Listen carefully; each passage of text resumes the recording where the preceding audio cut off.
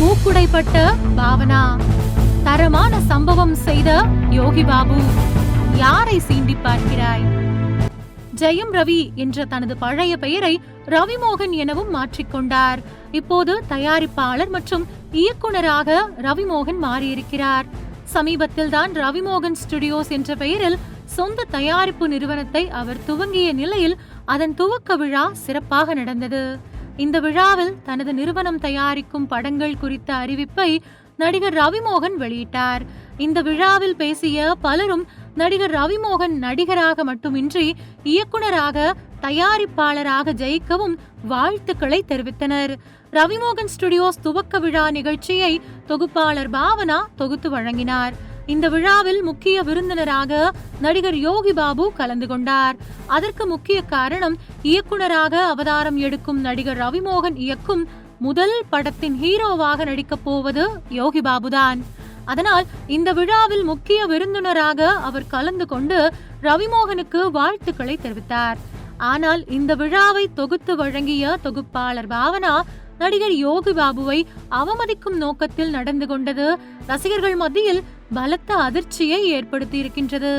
அதுவும் ஒரு நட்சத்திர காமெடி நடிகரிடம் அவர் பேசிய விதம் அந்த காட்சியை பார்த்தவர்களுக்கு பலத்த அதிர்ச்சியை தந்திருக்கின்றது. விழாவில் நடிகர் யோகி பாபு அமர்ந்திருந்த பார்வையாளர் பகுதிக்கு சென்ற தொகுப்பாளர் பாவனா, நீங்கள் எங்கே இருந்தீர்கள்? நான் உங்களை இதற்கு முன்பு பார்த்ததில்லை. வாங்க, மைக்கை எடுங்க, கொஞ்சம் எந்திரிச்சு நில்லுங்க ஐயா என்று சற்று எகத்தாளமாக பேசினார். நடிகர் யோகி பாபு எழுந்து நின்ற பிறகு, நாம் கொஞ்சம் மைண்ட் கேம் விளையாடலாமா?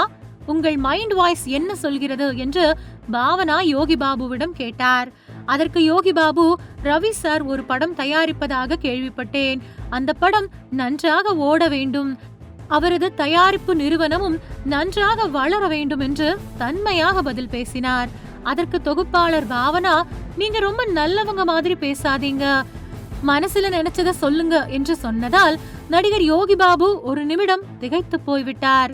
அதன் பிறகு சுதாரித்துக் கொண்ட அவர், நான் மனசுல நினைச்சதைத்தான் சொன்னேன் என்றும் பதிலளித்தார். அதற்கு ரொம்ப சந்தோஷம் என்று கூறிய பாவனா தொடர்ந்து அவரை கிண்டல் செய்ய முயற்சித்தார். அப்போது யோகி பாபு, உன்ன மாதிரி உன் பக்கத்துல நின்னா உள்ளே விடாதீங்க, சேர் கொடுக்காதீங்கன்னு நீ சொன்னது எனக்கு தெரியும் என்று பாவனாவிற்கு பதிலடி கொடுத்தார்.